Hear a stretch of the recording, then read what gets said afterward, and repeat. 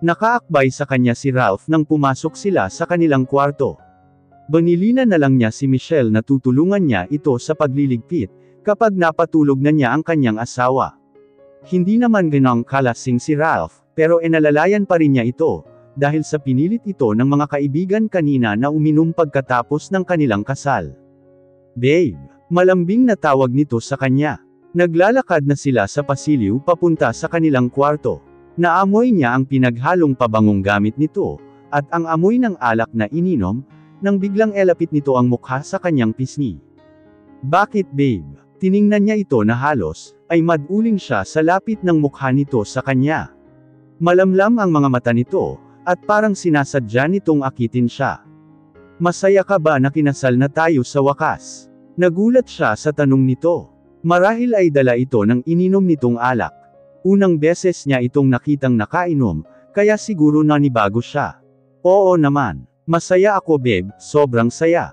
Hinimas pa niya ang batok nito, na ikinangiti nito. Hindi nagtagal ay inilapit nito muli ang mga labi nito sa kanyang tainga at may binulong. "You're now mine, babe, mine alone. Hindi ako papayag na maghiwalay pa tayo, kahit kailan. Pangako ko yan sa'yo." Parang isang masayang kanta ang narinig niya, mula sa kanyang asawa. Napuno ng saya ang puso niya nang dahil doon, at sa pagkakataong iyon ay ang labi naman ni Ralph ang hinawakan niya. Tinitigan lang siya nito pagkatapos, walang ano-ano ay binuhat siya nito na pa-bridal style, at ipinasok na siya ng tuluyan sa kanilang kwarto. Tanghali na nang magising si Precious ng kinaumagahan. Di niya ininda ang kirot sa kanyang ibabang bahagi, at sa kanya naalala na hindi na nga pala siya nakatulong kay Michelle ng paglilinis, katulad ng sinabi niya dito, bago sila pumasok ng kwarto ni Ralph. Ang balak sana niya ay hintayin lang itong makatulog, at saka siya bababa upang tulungan ito, pero iba ang nangyari. Naglambing naman si Ralph sa kanya, at buong puso naman niya itong pinagbigyan. Napuno ang kanilang magdamag ng pagmamahalan at suyuan, na hindi niya gustong matapos. Katulad ng dati ay hindi na niya naabutan sa kama nila si Ralph. Maaga itong nagigising, at inaasikaso nito ang mga negosyong pinapatakbo nito sa kanilang bayan. Nabasa niya rin ang text nito sa kanya nang buksan niya ang kanyang cellphone. "Babe, maaga akong umalis, may aasikasuhin lang ako sa bayan. Kumain ka na ng breakfast mo sunduin kita dyan sa bahay later, sa labas tayo mag-lunch." Pagkabasa niya sa text ng asawa niya, ay bigla ang saya na kanyang naramdaman, at na-excite siyang magtanghalya na, para makita na niya itong muli. Saglit pa lang niya itong hindi nakikita, ay parang gusto na niya itong puntahan kung nasaan man itong lugar para masilayan. Pagkapaligo niya ay agad na siyang bumaba, para kausapin ang pinsan niyang si Michelle. Hihingi sana siya ng dispensa sa nangyari kagabi, at hindi siya nakatulong dito sa paglilinis. Bago niya marating ang kusina ng bahay, ay dumaan muna siya sa sala, pero wala naman siyang nakitang tao roon, kaya sunod niyang pinuntahan ang dining area.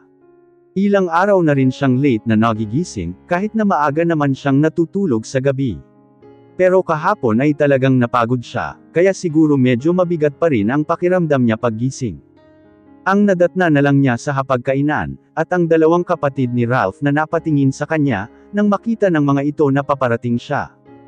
"Good morning Ate Precious. Kain ka na." Si Jopony ang unang bumati sa kanya. "Salamat Jopony, pasensya na at tinanghali ako ng gising. Bakit ka humihingi ng sorry?" "Okay lang yun no, saka binilin ka na rin ni Kuya sa mga maids." Nakangiti pa rin itong sagot sa kanya. "Oo nga Ate Precious, kumain ka na. Sila Papa ay nauna ng kumain, at may importante silang lalakarin sa Manila." Si Renz naman ang nagsalita. Magaan ang naging pakiramdam niya habang kausap sina Renz at Jopony, naramdaman niya na kahit papaano ay masaya ang mga ito, para sa kanilang dalawa ni Ralph.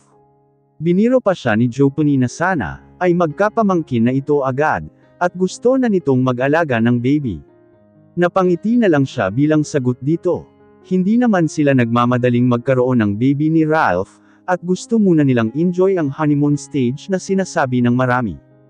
Pagkatapos nilang kumain, ay agad na tinawag ni Jopony si Michelle, para ligpitan ang mga pinagkainan nila.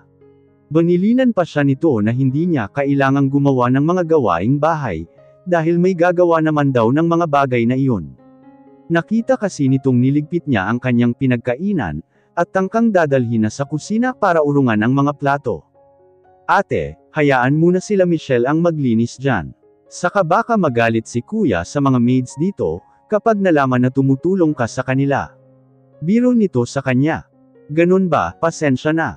Nasanay kasi ako na pagkakain ay ako ang nagliligpit ng pinagkainan namin. Pagtatapat niya. Napatungo na lang si Jopony, at si Renz naman ay nakikinig lang sa usapan nila.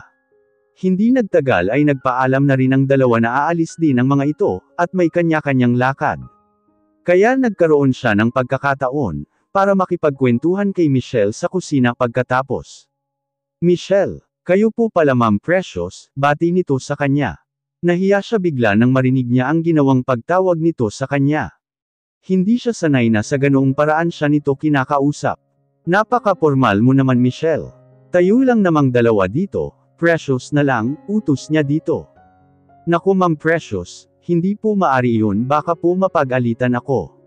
Asawa ka na ng anak ng amo namin, kaya dapat lang nagalangin kita. Nakangiti nitong sagot sa kanya. Hindi na siya nakipagtalo dito, at alam naman niyang sumusunod lang ito sa utos ng mga amo nito. Pasensya ka na nga pala kagabi, at hindi na ako nakatulong sa inyo sa paglilinis. Hingin tawad niya kay Michelle na muling nagpangiti dito. Okay lang po yun ma'am.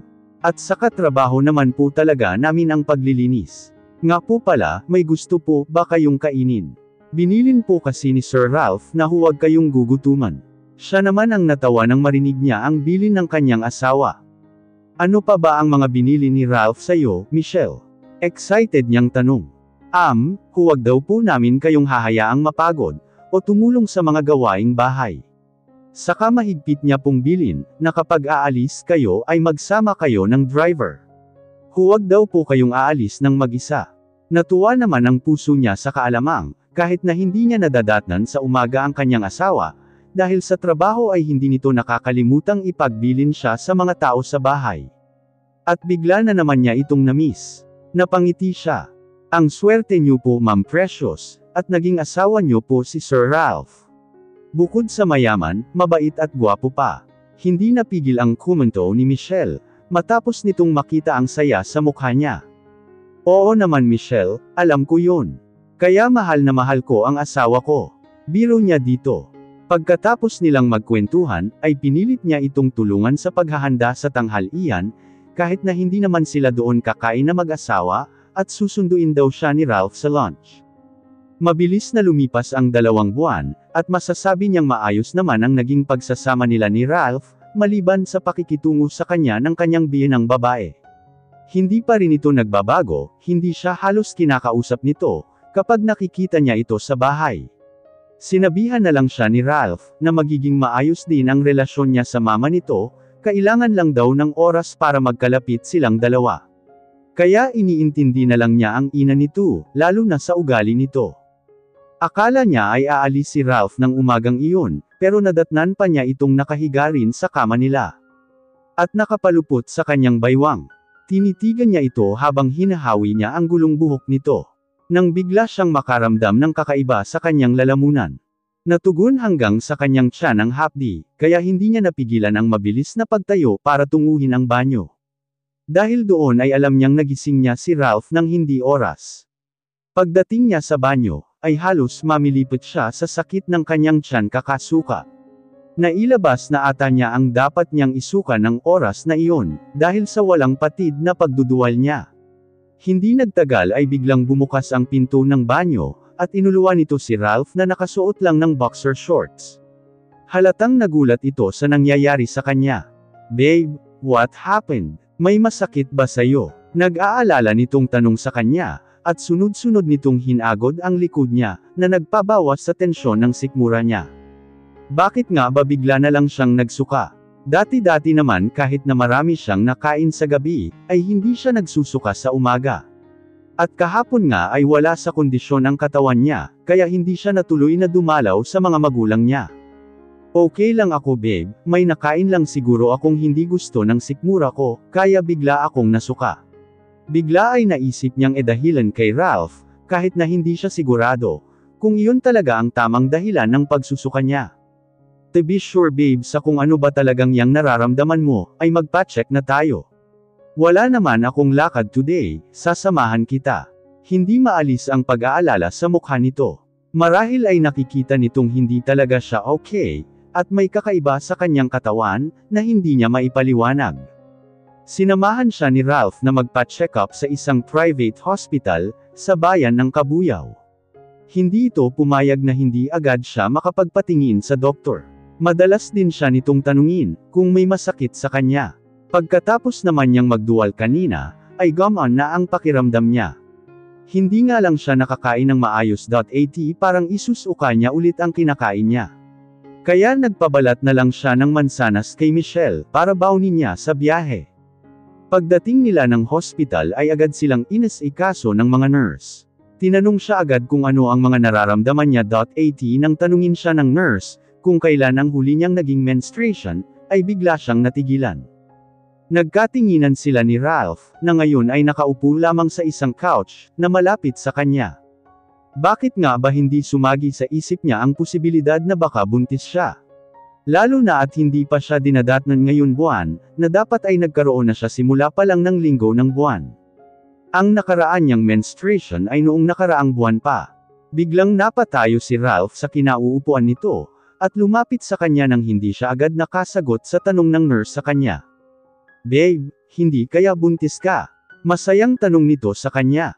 At doon lang siya nahimasmasa nang masilayan niya ang gwapong mukha ng kanyang asawa, na titig sa kanya.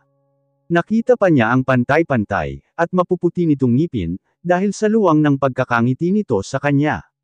Napakagat na lang siya sa kanyang ibabang labi, at saka tumungo dito.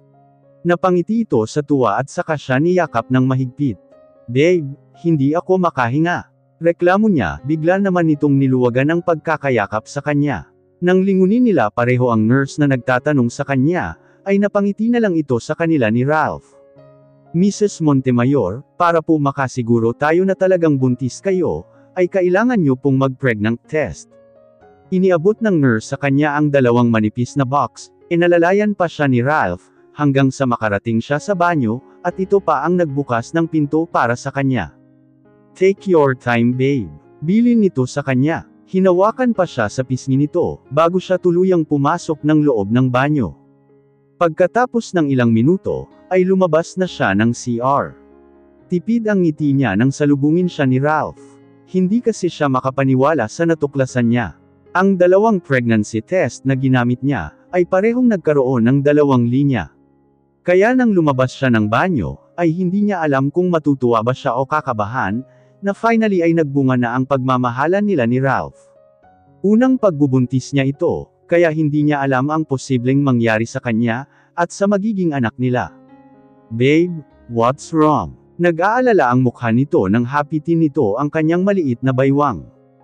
Umiling siya at sa kanya pinakita dito ang dalawang pregnancy kit na hawak niya. Nang makita ito ni Ralph na may dalawang pula na guhit doon, ay naiwan sa ere ang mga labi nito. Gusto sana niya itong pagtawanan dahil sa reaksyon nito, pero pinigil lang niya ang sarili, at mamaya na lang niya ito bibiruin pagka-uwi nila. Babe, sa wakas ay nakapagsalita na rin ito, pagkatapos ng pagkabigla nito sa natuklasan. Magiging daddy ka na babe. Nakangiti niyang sagot dito. Hindi na napigilan ni Ralph, at hinalikan siya nito ng mabilis sa labi sa sobrang tuwa, kulang na lang ay mapamulahan siya ng mukha. Dahil sa ginawa nito sa kanya, nakita kasi niyang nagulat ang nurse, na naghihintay sa resulta ng test na ginawa niya. Pinalo niya kunwari si Ralph sa braso para bawalan ito. Hindi pa rin ito nagtigil at sa halip ay hinapit naman nito ang pipos niyang tiyan, saka muli siyang hinalikan sa pisngi. Inakbayan pa siya nito para makaupo muli ng maayos, at maipagpatuloy niya ang check-up na naudlot, dahil sa pagiging sweet ng asawa niya. Mrs. Montemayor, since pareho po na positive ang result ng pregnancy test nyo, isasuggest ko po na mag-consult na po kayo sa isang doktor.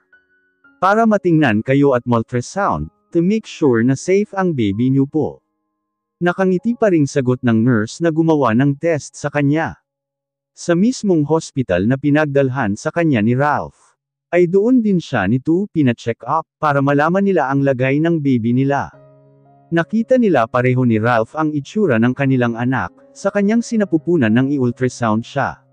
At aaminin niyang sobrang saya ng moment na iyon, at hindi niya ito kailanman makakalimutan.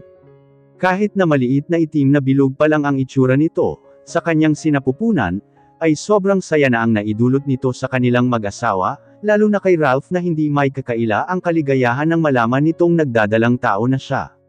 Babe. May gusto ka bang kainin or something?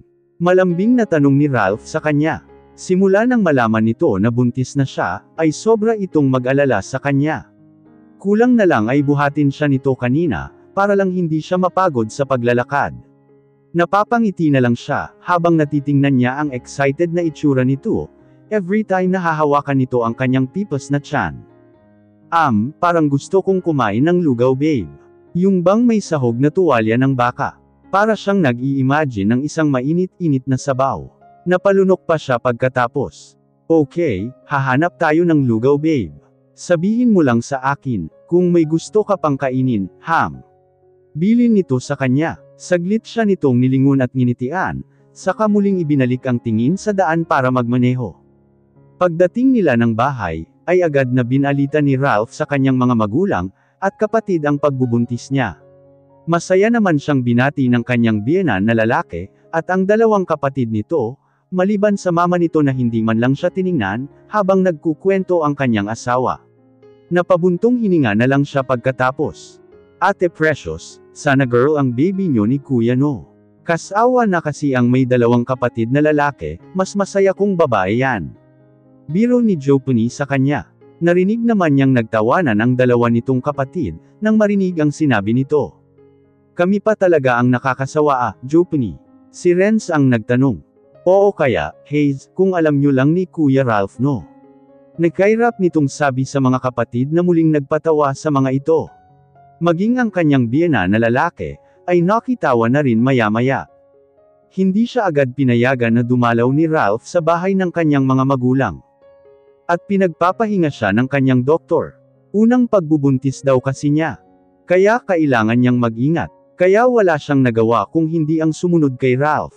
Pero kahapon ay kinulit niya ito, at sinabi niyang saglit lang siya na dadalaw sa kanyang mga magulang.